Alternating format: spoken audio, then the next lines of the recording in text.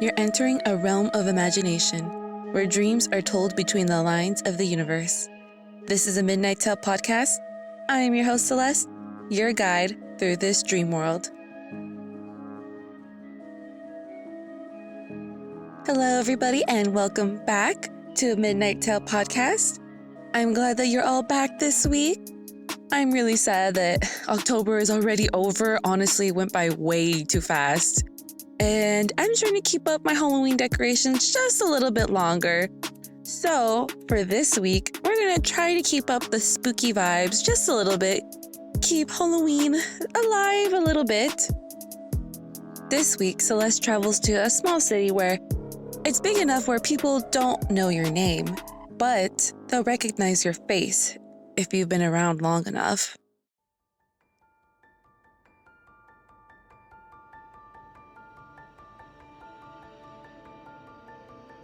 As I approached the church, I looked around to see if there were any other people exiting or entering, but it looked quite dead. I had made sure to come on a weekday to make sure that people weren't going to interrupt my photography. I had just arrived in Allenport, and I wasn't going to waste any time taking pictures. Allenport was known for being a historical city. They had quite a few interesting buildings and historical locations that they like to keep preserved in order to attract tourists, but also to set them apart from all of the other cities, which had torn down or had lost a lot of their historical buildings. As I approached the church, the age of it was very evident. It was made of brick and stone. It was very weathered on the outside and gray.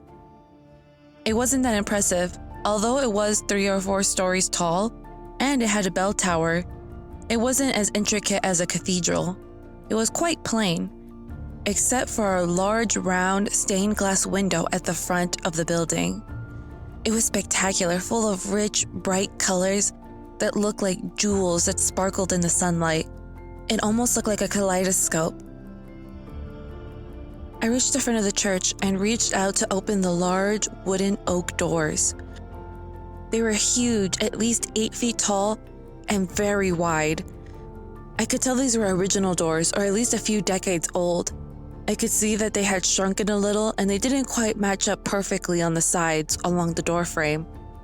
There were small cracks along the face of it, but they were still sturdy as ever. I struggled to open the door for a few seconds as it was super heavy. Then the hydraulics kicked in, and it helped push open the door. As the door slowly creaked open, it revealed the interior of the church. It was spectacular inside, just like the stained glass window I had seen. Even though it was on the smaller side, it did not diminish from the beauty of it. From the doorway, there was a main walkway that led straight to the altar. There were rows of pews that lined the walkway on either side. It looked like the church could fit about 200 people. The tall arched ceilings were supported by marble columns that were the end of the pews. The church was about 3 stories. The second story had a loft area where a few other people could sit and watch the church service if they wanted to. The third story was mainly just a ceiling, where there were rows of additional stained glass that filtered in light softly. By the altar, the main round stained glass window, its light carried all the way over to the altar. The sun shone perfectly through the glass in order to cover the altar full of bright and beautiful colors. It was also made out of carved marble, as it stood on a slight platform above the rest of the church in order to showcase the priest whenever the service was being done. The very back of the church held a large wooden carving that held depictions from the Bible. I took a second to admire the beauty of it, then started snapping photographs right away. As I slowly made my way down the walkway, I looked around, checking to see where the entrance was for the second stories, and possibly the bell tower. Most of my photography was based on nature or historical buildings. I had a habit of making sure I got the best shots, even if that meant a little trespass. I wandered over to the side of the church where I noticed a set of stairs along the side. I walked up the small, narrow stairs up to the second story, where the balcony was that overlooked the whole church. I was able to get quite a few shots from that balcony. I was able to get a beautiful close-up shot of the stained glass window, as the balcony was directly underneath it. After a few minutes, I got all of the shots that I wanted. I looked around the balcony. I noticed in a corner there was a door that was hidden off to the side. I walked over to it. I placed my hand over it. It was an old wooden door that had many cracks in it, but still held up. Nailed into the front of it, there was a small plaque that was very faded. The plaque said, "No entry." I gently pushed open the door and peeked around the side of it. I saw that there was another set of stairs. I opened the door wider a little bit, and I looked up the stairs to see that it led even further up, past the roof. I knew this must lead up to the bell tower. I listened carefully to see if there was anybody inside the church, before I quickly slipped past the door and gently closed it behind me so that it wouldn't make a noise. The stone steps had a wrought iron handrail that lined and circled up all the way to the top. I quickly and quietly as I could climbed up the stairs. My footsteps echoed lightly in the stairwell. As I climbed up, there were small windows that let in light into the stairwell. They were very hard to see through as they were bubbly and kind of wavy, but I could make out some of the town skyline through the windows. I was able to get a few unique shots through the windows. I reached the top of the stairs and gently pushed open the door that was at the top. Thankfully, there was no lock, no cameras, or any alarm system that seemed to be attached to the door.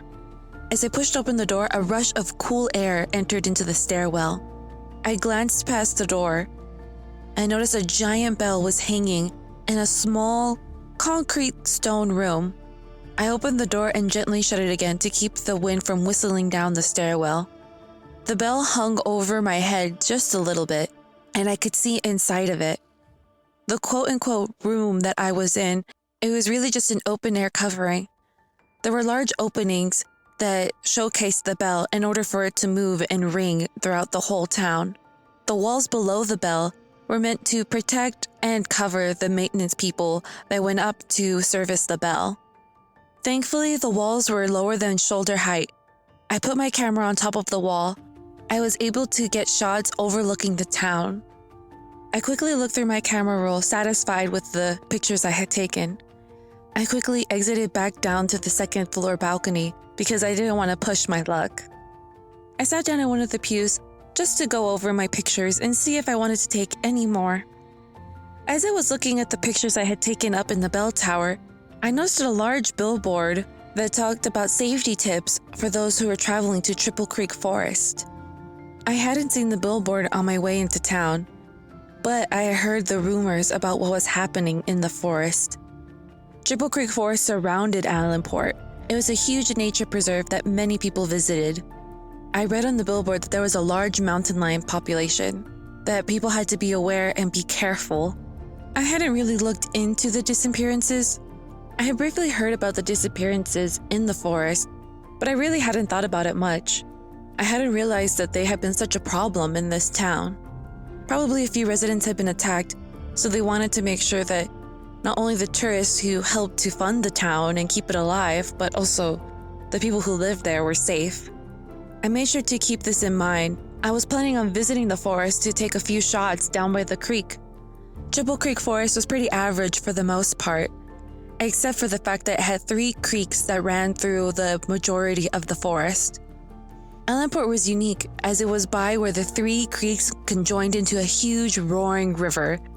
Allenport was specifically built close to where this conjunction was.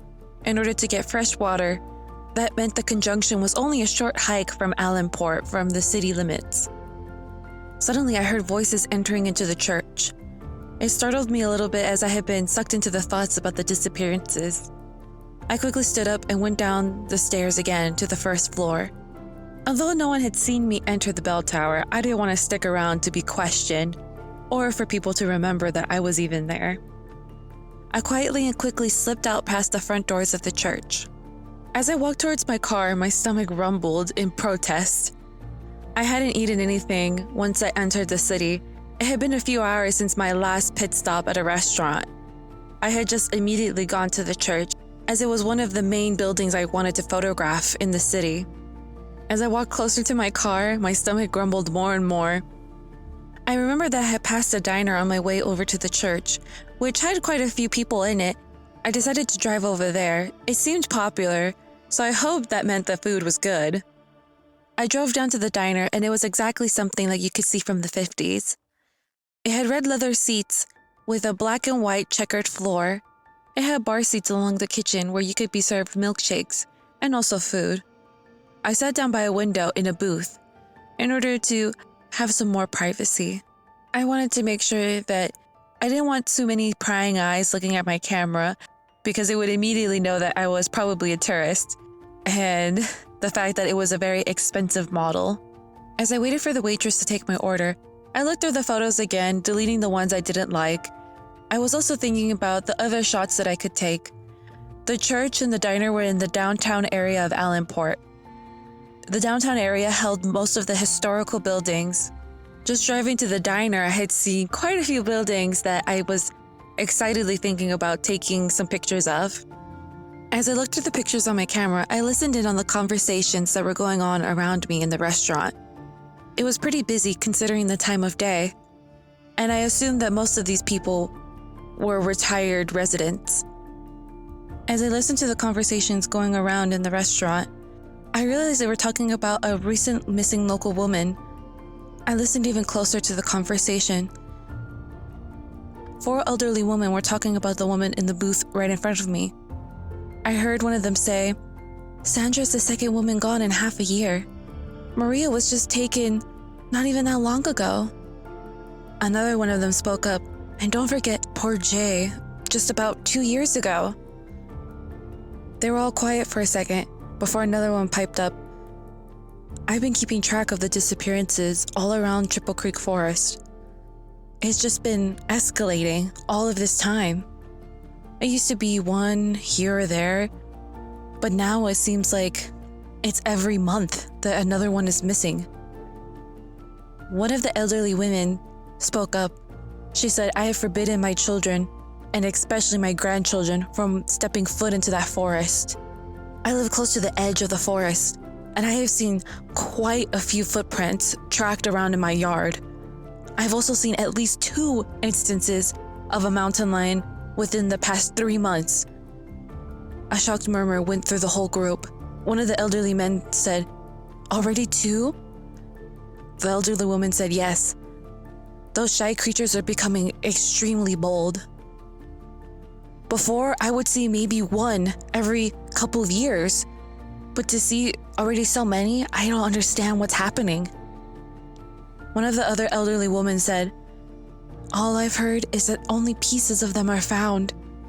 These things are ravenous." The group then continued on about the conspiracy theories that they had heard about what was happening to the people and why the mountain lion population was bigger than before.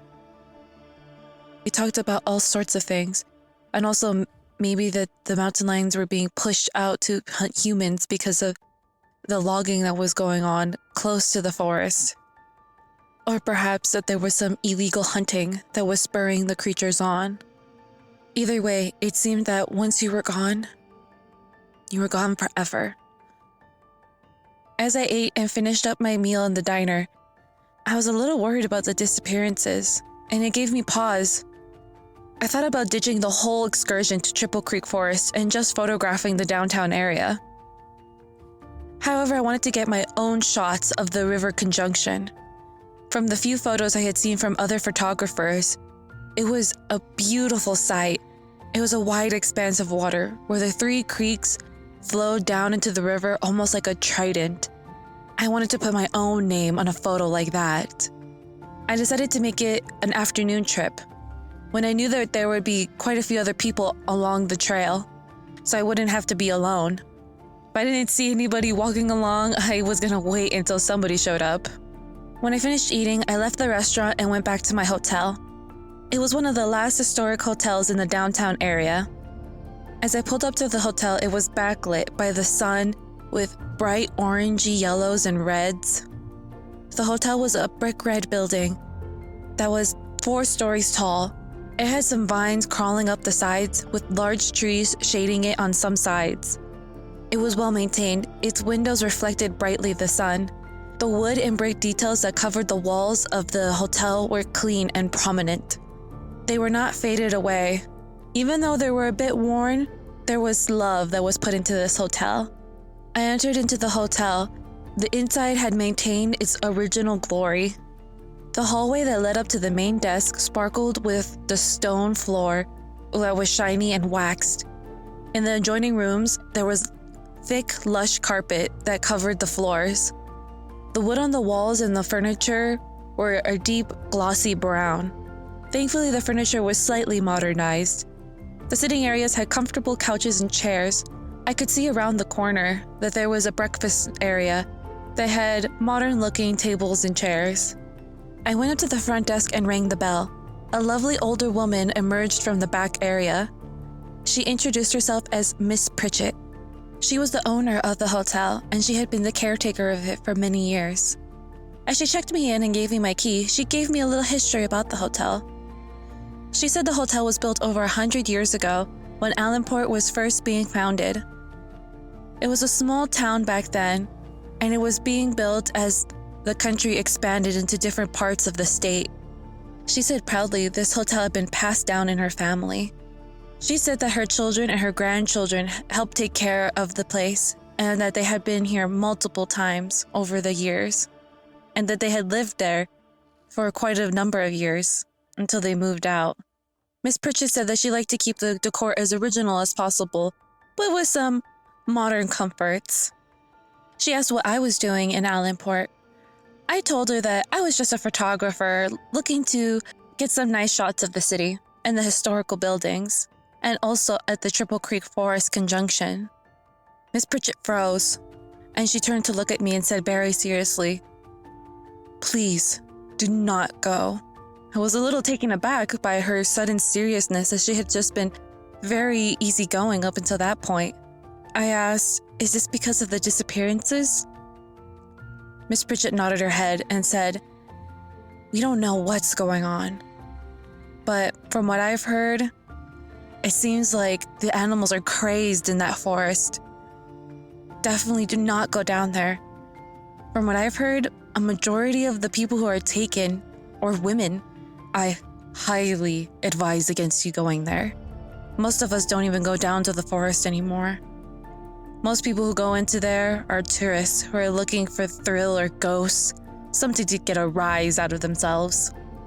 I nodded my head and said, "I'll make sure to take that into consideration." As Miss Pritchett handed me the key, she grabbed onto my hand. She said, "Please, just take my word for it. Don't go into the forest.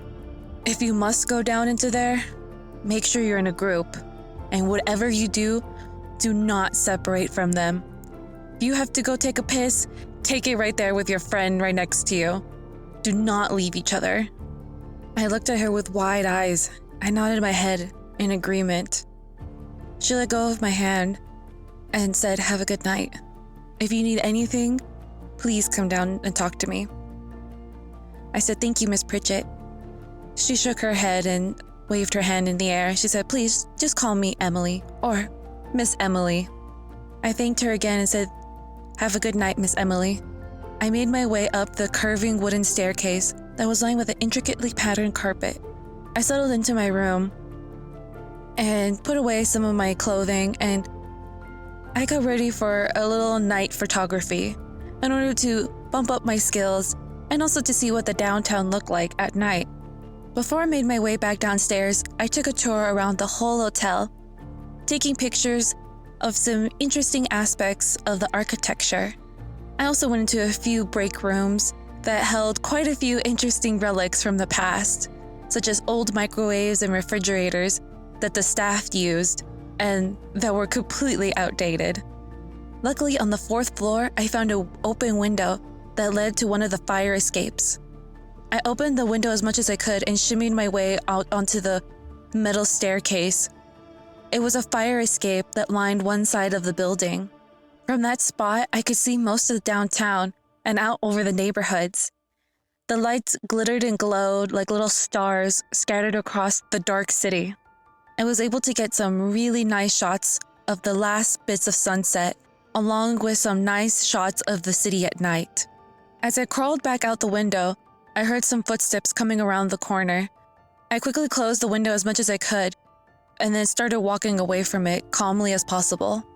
As I rounded the corner, I saw a maid doing her busy work, and she greeted me as I passed by. Not a clue about what I had been doing. As I made my way outside, I told Miss Emily that I would be back late because I was going to take some nighttime pictures of downtown. She told me to be careful and that she would wait for me as long as she could. I thanked her and then made my way to downtown. The downtown area of Allenport was clean and full of people.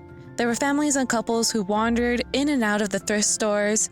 The restaurants were full of people eating and enjoying the company of each other. I enjoyed the lively atmosphere. Downtown felt like it was full of life and full of friendly people. They seemed to treat everybody as a familiar face. As I made my way down the streets, I took pictures of the beautiful architecture, also of the people who were enjoying their evening with their bright laughing faces. I drifted in and out of a few of the thrift stores. There was quite a few in the downtown area, more than I expected. They were all jam-packed full of antiques, such as old pictures, clothes, hats, and other various trinkets. I came to one particular thrift store called Meridian. I went inside and was immediately greeted by a friendly, elderly woman. She introduced herself as Miss Daisy Merle. We started chatting as she was closing up the store, as she wanted to get back before it was too late. I asked her about the history of the area, and she told me that their store had been in the family for quite a few generations. She told me that when Allenport was being built 100 years ago, that it was built to be the center hub for the whole city, that the Chinese immigrants that had immigrated were the backbone of the crew, that they had constructed most of the buildings and had created underground passageways that connected most of the downtown area and into some parts of the city. She said one of her relatives had married one of the immigrants despite the climate of the time. She said the knowledge of the passageways had been passed down in her family, and they had lots of maps that had been passed down as well, and they had helped the historians locate these tunnels. She led me downstairs, and I saw that there was a giant basement under her thrift store, twice the size of the one on the main floor. She led me over to a metal door. When she opened it, she flicked on a light, and down the passageway, lights flicked on. She pointed and said that this was one of the entrances to some of the passageways that connected to the other stores. She said that unfortunately, that this passageway wasn't that long, and just around the corner was a dead end. She said as most of the large department stores had faded away, the blocks had gotten chopped up into smaller and smaller pieces of land, where then the passageways would then be divided as well for the new stores. She flicked off the light, and the passageway was blanketed in darkness. I thanked her profusely for all of the knowledge. I had no idea the history of this place. She smiled sadly and said most of the people who researched the town only scratched the surface of the history. They came mostly for the buildings and the architecture, but the real heart of the history was down in those tunnels, where the immigrants had made their way and had hidden down there in order to not be seen by the richer folks on the main street levels. She said it was a shame. Most of the history was in their small local museum and didn't really make headlines. I asked her if there were any stores that were nearby that had larger tunnels or some that were even complete that led to other places. She thought for a second and said that the tunnels hadn't been mapped in quite a few decades. There wasn't enough interest or money in order for people to go down there. She said a lot of the shop owners didn't want to deal with people going around and prodding into their basement with all their junk and maybe a couple secrets. However, she said that there was a store a few blocks down that maybe had some complete tunnels still left, as it was also family owned and had been there for quite a few years unchanged.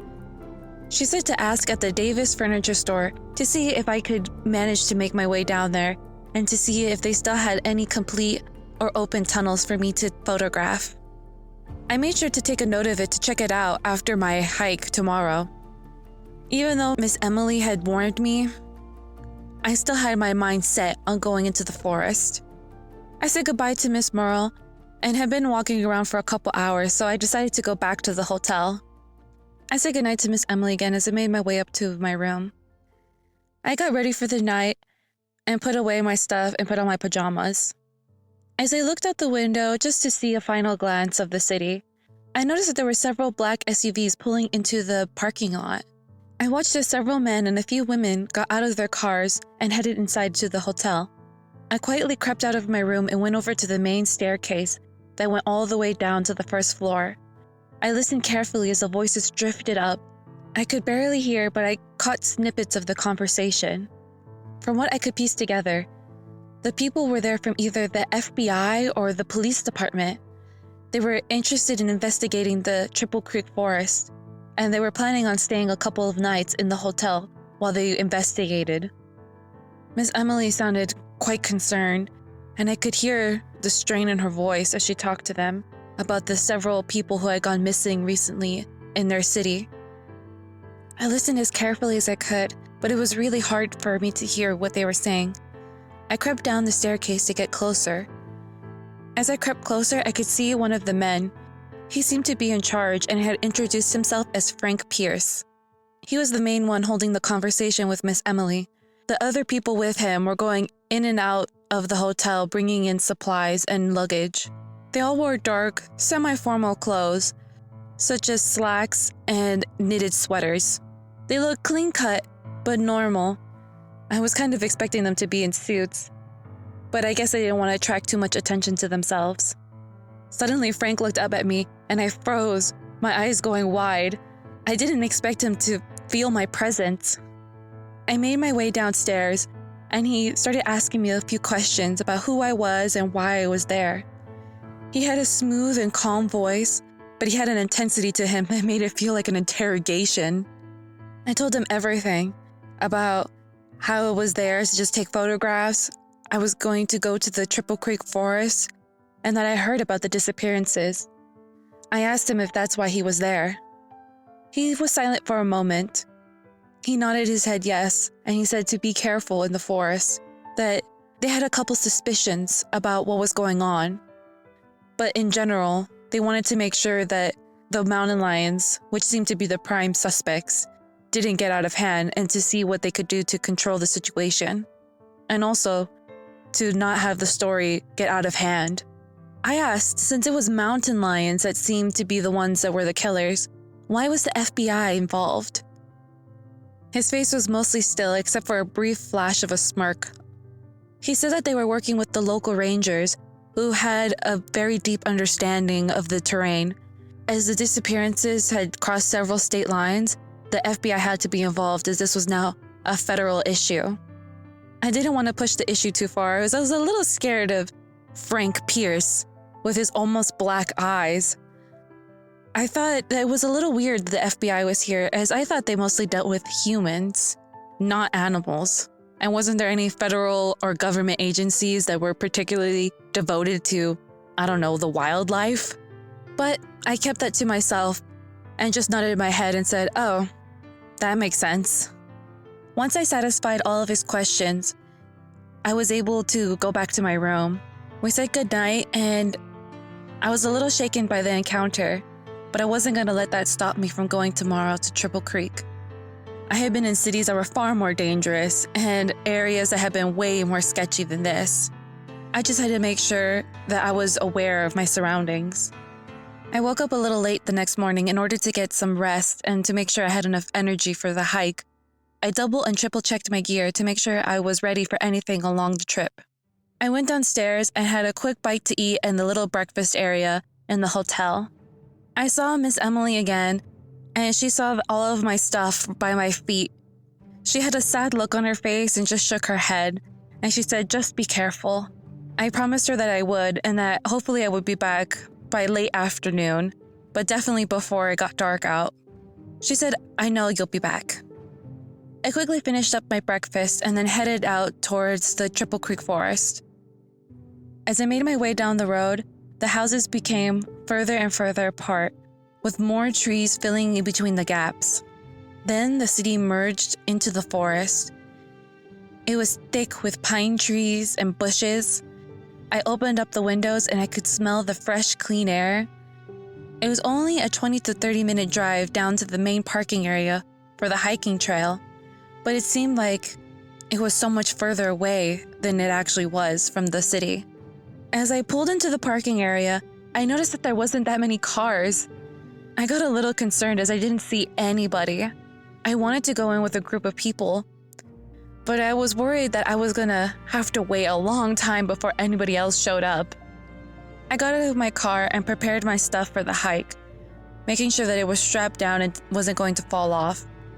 I checked over the settings in my camera and took a few test shots in the lighting of the forest. As I did that, I looked around a little nervously as the parking lot was barely a quarter full and there was no one in sight. I could hear a couple voices off in the distance, but I could tell that they were going away from me and not coming back. As I waited, I took a couple steps down into the trail, and then I would get a little scared and I would go back right to my car. I waited and waited and waited. I probably was there for 45 minutes before finally another car pulled up beside mine. I looked in through the windows as it was pulling into the spot, and I saw a family. There were 3 kids inside, which they all looked to be about pre-teens, and I saw that there was a woman and a man in the front seats. I introduced myself to them as they got out of the car. I said, "Hi, my name is Celeste, and I'm hoping that I could join your group today on the hike. I really don't want to go down there alone." The man introduced himself as Jason Davis. I asked him, "Are you the same Davis that owns the furniture store?" He smiled and nodded his head and said, "Yes, I am." He said, "You are welcome to join us. I completely understand why you would want to go in a group. But there's nothing to worry about. Those disappearances, they're very few and far between. People are just making a very big deal out of it. Many people go missing in the forest because they just don't understand it." He said, "I've been coming to these woods since I was a child with my parents and my grandparents. And my lovely wife over there." He pointed to the woman who waved and was also helping her children with their backpacks. He said, "My wife Eliza, she's also born and bred here. She knows this forest as well, so there's nothing to worry about." I felt comfortable with them. They were warm and friendly. The kids understandably were not very interested in a conversation with me and immediately headed off down the hiking path. I hung back with the parents and I talked with Jason and Eliza. They told me more about the history of downtown Allenport, their business, and some other trivial matters that were happening in the city. It was a surprisingly short hike. It took about as long as I had waited out in the freaking parking area. I could hear the rush of water even from quite a distance away. As we got closer, it grew louder and louder, as if it had a life of its own. As we got closer, the trees started thinning out, and I could see the light bouncing off the tree branches and the bark. We finally made it towards the end of the trail, and I saw a beautiful sight. I saw the 3 small creeks converge into one huge river, just like the pictures I had seen, except it was so much more lively than I could imagine. There was a mist in the air as the waves crashed onto the rocks. The water sprayed up and tumbled over each other, and a beautiful dance. The trees that lined the creek and the river were tall and strong. They were full of life and energy that just added to the mystical air around the whole area. I followed the kids as they jumped over logs and rocks through one of the smaller creeks into a strip of land that was in the middle of the creeks. I could hear and see the kids running around on their tiny little island, and I could see remnants of forts that had been built. There were sticks and logs propped up against trees that held some tattered remains of tarps and bed sheets that obviously other children had used before to play their make-believe games. I made sure to look behind me, and I could see Jason and Eliza sitting down by the river and enjoying the view and watching their kids as they ran in between the trees. I started taking lots of pictures, mesmerized by the scene and the whimsical atmosphere. I took some pictures of the kids as well, as they played around in their own makeshift fort. I made sure to always keep an eye on them and to be close to them, and I didn't wander too far from the group. I saw on the little island next to ours that there was a very nice outcropping of stone that protruded out over the water. It looked like a wonderful shot. I hopped over the creek that separated the islands and went over to the stones. They were huge boulders that jutted out from the front of the island. I climbed on top of them and started taking pictures from my vantage point. It was mesmerizing to see the water crashing down right underneath my feet. I got so sucked into taking pictures, I realized that I couldn't hear the kids' voices anymore. I started getting worried, and I tried to retrace my steps, but the pieces of rock that I had used had washed away. So I had to find another way to cross the creek without getting too wet and also just making sure I didn't slip and break my camera. I managed to make my way to the next island where the outcropping of boulders had been. I left my backpack there right by the boulders, so that way I didn't have to lug it around, and also so that way it wouldn't slow me down as I crossed the creek. However, when I went to go look for it, it wasn't there. I noticed that there was a couple of spots where there were drag marks. I thought that maybe some animals had come over and ripped open my pack because there had been a few granola bars in there for emergency snacks. I cursed myself for bringing any food along, as I knew those animals probably smelled it out. I quickly went further into the little island to try to see if I could find my backpack. I kept a sharp eye out for anything that moved. As I got closer to the most interior part of the island, it was pretty quiet there. I could barely hear the water, as it was truly quite a big island in the middle of the creeks. Finally, I found my backpack, which seemed like right in the middle of the island. I started gathering up the stuff and I checked it over. It seemed to be in fine condition. It didn't really have any scratch marks, and it wasn't ripped open. There was no food gone. As I stood up to leave, I saw Jason making his way over. I waved to him and started walking towards him. He waved at me to stay where I was at. I was a little confused and wondered what was the problem. As he came closer to me, Jason asked where his kids were.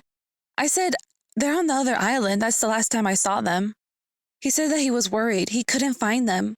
He was worried that they had crossed all of the creeks to go to the far side, which they were not allowed to do, because just past the last creek was really deep forest where people could easily get lost. I was getting a little worried and I said, "I don't know where they went." He asked if I could follow him and help him search for his kids, and that he was so mad at them for wandering off. I agreed, and we hopped over the last creek again, back to where I had just been. Frank led the way as he knew the different paths into the forest. We started calling out to them when we were a few hundred feet away from the river, as we didn't see any sign of them and hoped that they could hear our voices. However, after a couple of yells, Frank shushed me and said, "If they didn't respond, they're not going to respond now. Save your voice for later." Frank led me deeper and deeper into the forest. I realized that it had been probably 10 minutes of walking, and he hadn't asked for me to call out to his kids. I asked, "Do you think they really went out this far into the forest?" Jason looked over his shoulder and he said, "You'd be surprised what others will do when someone isn't keeping an eye on them." After a couple more minutes, Jason sat down to adjust his shoes and socks. I sat down right next to him and pulled out a granola bar as I was getting a little hungry. As I ate, Jason took off his own backpack and started rifling through his stuff. I looked over to see what he was doing, when suddenly Jason pulled out a pan and smacked me hard against the side of my head. I fell over to my side, completely dazed. I looked over at him so confused about what had just happened. Then he was on top of me, his arms wrapped around my neck, choking me. I tried to kick him, punch, scratch him. My screams came out but like gasps. I could barely get any breath in. I flailed around, trying to get free from his grasp, but his arms were way too strong for me. The world slowly started fading into black as I tried desperately anything I could to escape. But my arms went limp and weak and just gently hit him as I tried to stay awake. Then finally, my whole world blacked out. When I woke up again, I was groggy and I could barely make out what was happening, my brain still trying to recover from being hit. I could feel that I was tied up by my hands and feet, and that there was a rope gagging me so I couldn't scream. I was in a deep hole.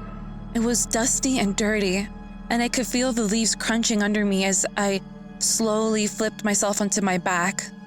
I could hardly see anything, and there was light barely filtering in through some cracks of what appeared to be leaves.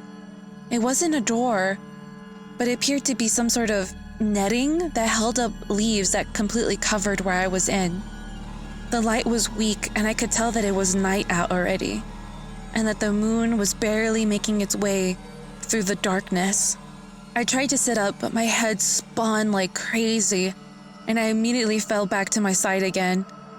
I was so dizzy I couldn't even think straight, and I faded back into unconsciousness. When I woke up again, I could feel myself being bumped along hard in a trunk. I could barely see the red taillights, and I could smell gas and oil in the trunk. I moved around and I could feel that some of the leaves were still stuck onto my body, and I was still tied up. I was barely conscious for maybe a minute of the ride before I passed out again. I felt like I was drugged, that this was more than just a hit, that I had just been given something, but I don't remember when. When I woke up again, my mind was clear. When I sat up, I was able to handle it, and I didn't have such a horrible dizzy spell. Also, I realized that I wasn't tied up anymore, that I was completely free to move around. I struggled to see in the dark, but it was completely pitch black. I shakily stood up, and I felt around with my hands frantically to see how big the room was, to see if I would smash right into the small roof. But surprisingly, I felt nothing. There was nothing around me. I didn't bump into anything, I didn't feel anything except the floor beneath my feet. The floor felt like it was made out of plywood, and when I stepped on it, there was a kind of metallic thud. I slowly shuffled one step forward, and then another, and another, reaching out desperately to see if I could feel anything in the room. I felt completely lost and blind in this room, completely alienated from any sort of reality as I wandered into this dark abyss. Suddenly, I bumped into something. I let out a small yell. I gently reached for it. I realized that it was a couch. As I felt more around it, I realized that this must be a container full of furniture. I then remembered that Jason was the owner of Davis Furniture, that this must be where he kept his extra stock and where he had them come in with his extra inventory. I slowly made my way past the furniture. I felt along the walls and I could feel that they were covered in plywood as well. I started frantically knocking on it to see if anybody could hear me, but the plywood that covered it was muffling the sound of everything. As I got closer to the end of the container, the door suddenly opened up. But it wasn't the normal door that you would see in a shipping container. It was a regular-sized door that had been cut into the side of the container. The light flooded in, blinding me for a second. It was so bright. I made my way over to the doorway. As I looked down, I could see that there was a hallway made out of rough, patchy stone and dirt. I realized this must be one of the tunnels that was underground from his store, just like the ones that Miss Merrill had told me about.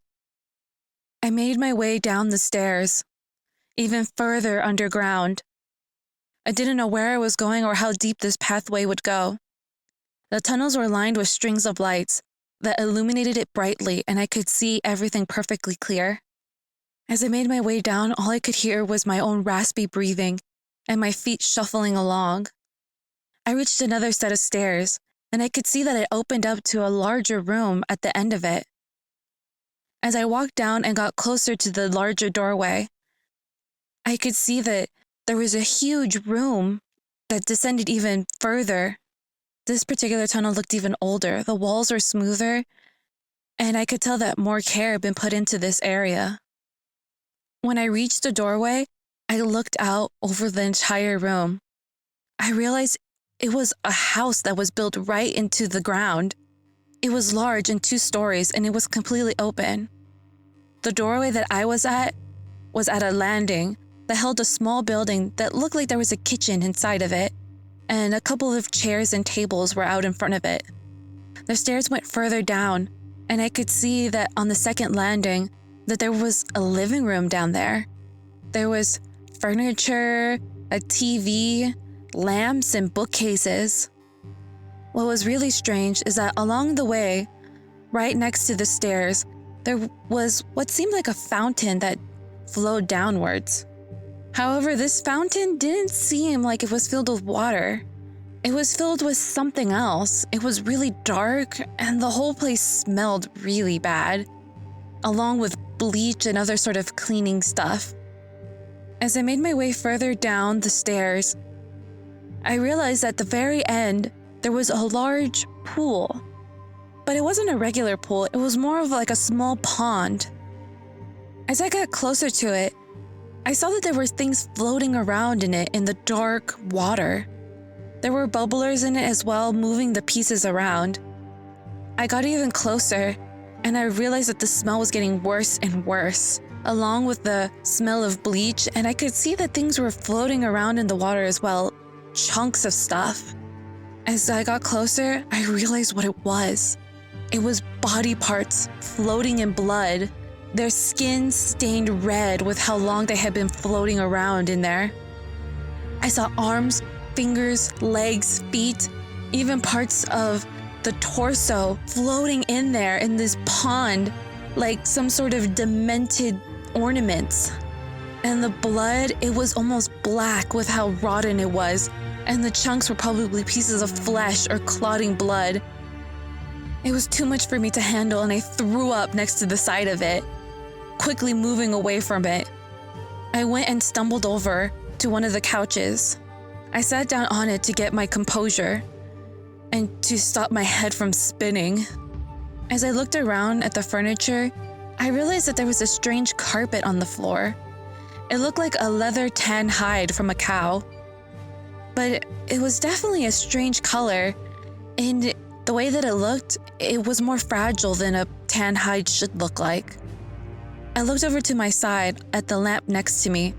I realized it had the same sort of tan hide stretched across it. The light eerily glowed through it in a sickly sort of yellow light. As I stared more at it, I could see that it looked very crispy. I had never seen a hide that looked like that before. Past the lamp, I could see on the wall were lines of mannequin heads filled with different types of wigs. I thought that was really odd that they were displayed so prominently. I stood up and went to go look over at them. As I got closer, I could see that they had some sort of bald cap attached to them, and they rested tightly against the heads of the mannequins. I looked over at each of the wigs. There was a variety of them, some short and blonde, brunette, black, wavy, straight, all different kinds. Then it all clicked in my head. I looked over at the wigs, then at the lamp and at the carpet. I knew that it had to be more parts of the body. There was just no way that it wasn't real. I could see on one of the mannequin heads that a slow drip of blood had crusted over on its side of its face. I stumbled backwards, completely horrified at what was happening. That all of the victims, the rest of their bodies, they were here. Their bodies were here, trapped as trophies for Jason. I couldn't believe what he had done to them. All of those missing parts of them, they were all here. This apartment was their grave. This underground tunnel right underneath his furniture store. I turned around, desperate to escape. I did not want to be another one of his trophies. When I turned around, I saw underneath the first landing, there was a brick and stone wall with a door placed into it. I thought that it probably wasn't an exit since I was deep underground, but maybe it held a second set of stairs so that way I could escape, because I had no idea how to get out of the container. I wanted to see all my options first before I tried to escape. I quickly went over to the door. It was a large metal door. It looked like something that you would see in an industrial refrigerator. When I opened it up, I was greeted with a horrifying sight. Standing in the middle of the room was Jason Davis. He stood there with an apron and a large, clear mask covering his face, and he was all splattered with blood. In the middle of the room was a large metal table, and surrounded by it were hooks. The hooks had different parts of the body dangling, dripping blood into buckets underneath them. In the middle of the room, there was a woman whose body parts were all broken and chopped up into different pieces, and she was jumbled up like a puzzle. The room was covered in blood. It smelled horrible. It reeked even worse than his blood fountain. I screamed and slammed the door shut as he rushed over towards me. I quickly started running back up the stairs I had just come down. I could hear him laughing as he gave chase. I quickly went into the little kitchen building to see if there was anything that I could use in there. I saw a couple pots and pans, and there was a few small knives, but nothing significant. I grabbed all of the knives that I could and kept the biggest one in my right hand, ready to use it. He busted down the door to the little kitchen building. I jumped out the window that was thankfully there over the kitchen sink. Thankfully, there was a small strip of dirt that I landed on, so I didn't tumble down straight to the second story. I quickly crawled over to one of the sides of the building. Jason was trying to stab me with a pitchfork that he had in his hands, straining through the window and laughing as he chanted that he was going to come get me, that there was no escape.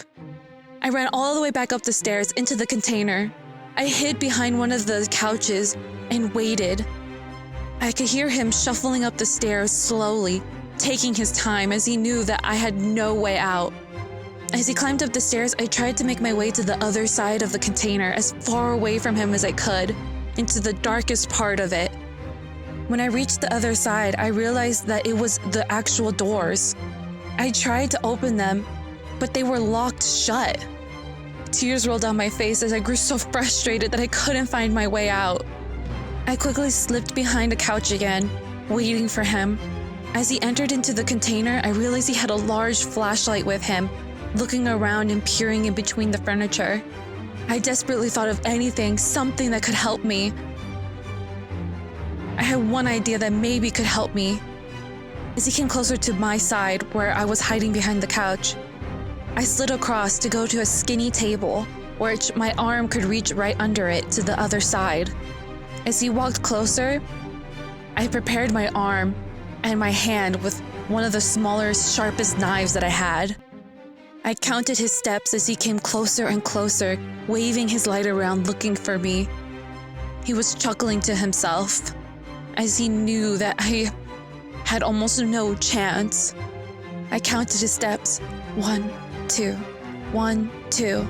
I saw his foot enter my field of vision, and I stuck my hand out quickly, and I saw his foot stomp right onto the knife. I could feel the knife bend under his weight, and I quickly slashed his ankle with the broken knife. I quickly jumped up from behind the table and threw a knife at him, which landed and stuck into his arm.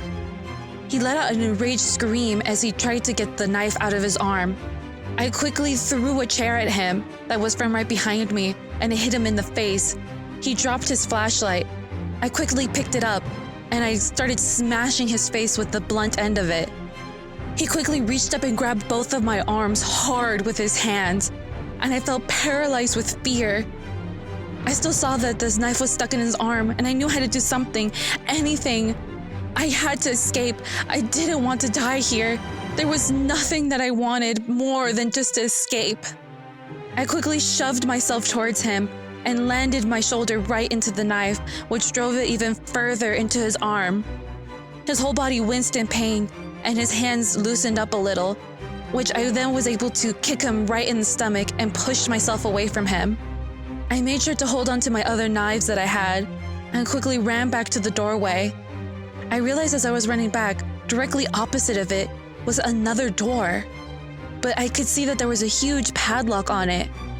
I thought this must be how he entered and exited into the container and then down into those tunnels. I paused for a second, thinking that I could maybe break down the door to get into his furniture store. But I looked back and he was charging right at me. I flew down the stairs again, past the blood fountain, past the human skin furniture, and past the human wigs of the skin scalps that he kept as his most prized trophies. I went and locked myself into the refrigerator room. But there wasn't really a way to lock myself in there. I used some of the metal chairs in order to block the way and to keep him from opening the door fully by sticking it under the handle. As soon as I had placed another chair to reinforce it, I could hear him struggling with it and jiggling open the door handle. I could see it moving furiously as I could hear him yelling. I quickly went around and I took the buckets of blood and I splashed them by the doorway, hoping that maybe it was slippery enough for him to lose his balance, so maybe I could get the upper hand. And then I waited with the 2 knives that I had left over because the other ones had fallen from my grasp. They were small paring knives that probably wouldn't do any damage, but it was all I had, the only hope I had.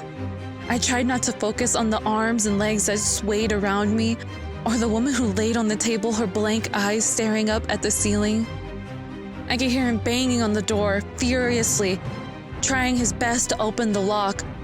Thankfully, the chairs that I put had held in place. Then suddenly it went quiet. I didn't hear anything for a couple minutes. Then I could hear banging from further away. I heard things shattering and breaking, and lots of footsteps stomping. I realized that there must be more people inside. Then I heard gunshots that were muffled by the door. And then it was all quiet again. After a minute or two, I heard a knock on the door. Then a voice gently spoke through the door. "This is Frank Pierce. Celeste, we know that you're in there. It's all safe now. You can come out." I couldn't believe it was his voice, that I met him here again of all places, and that he was able to find me. I quickly moved the chairs out of the way and opened the door. I saw Mr. Pierce standing there, and I quickly rushed over to him, dropping the knives along the way. He put an arm around me as I shook and cried about the whole ordeal. He shielded me from the view of Jason Davis lying in a pool of his own blood, but he was writhing in it, still alive. I looked up at Mr. Pierce, and he could tell in my eyes what I was asking. He said, "I'm not sure if he's going to make it, but I hope he doesn't." He quickly led me back up the stairs, also trying to hide my view of the blood fountain, although all of those memories were burned into my mind, and I could never forget it. He led me out through the opposite doorway that had been locked before, but the door was now completely broken. Inside the furniture store, there was many police officers, ambulances, and a ton of other government officials. Frank stayed by my side and told me how he had found me. He told me the suspicions that they had were right, that it had to be a resident of Allenport, that too many of the bodies had come from this town in particular. He said that Miss Emily had raised hell when I hadn't shown up again, and that she knew that I had to be missing. He said that they were able to track my movements, and that my phone had been able to trace my steps, and they had seen that the last people that I had been with was the Davis family. He said that they were the last on his suspect list because of the way that Jason was. He was friendly, and he was kind, and he had a large friend group. None of his friends that they had interviewed would say that he was capable of this. But once Frank interrogated his wife Eliza, she broke down and said that he was strange, that he had weird habits and a fiery temper that he hid from everyone else except her and her children. He would disappear late at night and would be gone for days.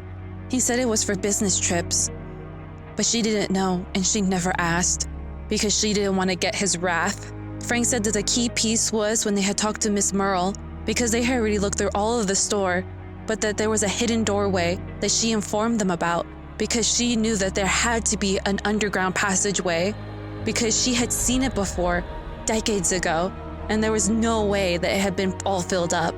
Frank said that the doorway was actually hidden very carefully not only in a closet, but behind a bookcase.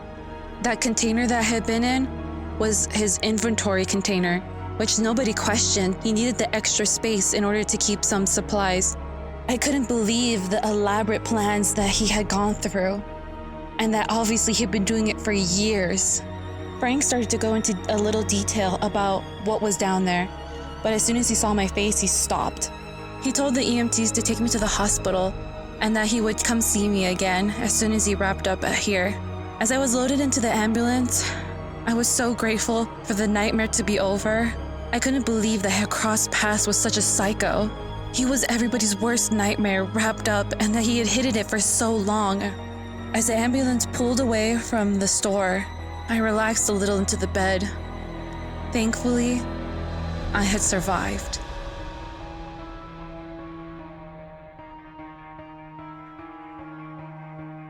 Thank you, everybody, for listening to this week's tale. When I had this dream, oh my gosh, it was so creepy and disgusting. I was definitely a little scarred by what I saw in my dream. Jason Davis is probably up there with one of the worst serial killers of all time. He has a lot of things wrapped up in his demented mind that he'd like to do to people. Let me know down below how you like the story. Also, let me know if you would like his version of events, if you would like it from his perspective. If you do, we can see what Jason did all of these years, what he did to his victims, and to see what made him this way, or if he was born like this. I really hope that you liked the story. I'm going to be doing a lot more of kind of true crime, although technically these are not real stories. Thankfully, nobody was hurt in the making of this story. But it'll be along the lines of true crime, murder, mystery, disappearances, kidnappings, and such. So definitely stay tuned in if you would love to hear that, because I definitely have fun making and creating them. Here's your second reminder to like, follow, subscribe, and share. Also follow us on Instagram. You can see our posts and different stories and when they're going to be up. Also, you can see what I look like in my dream goddess form. You can find out a little bit more about me, who I am, and what I do. Thank you all so much for being here and listening to this story. I hope to see you all again for next time. This is Celeste, signing off. Until again, I'll see you in your dreams. Bye, everybody.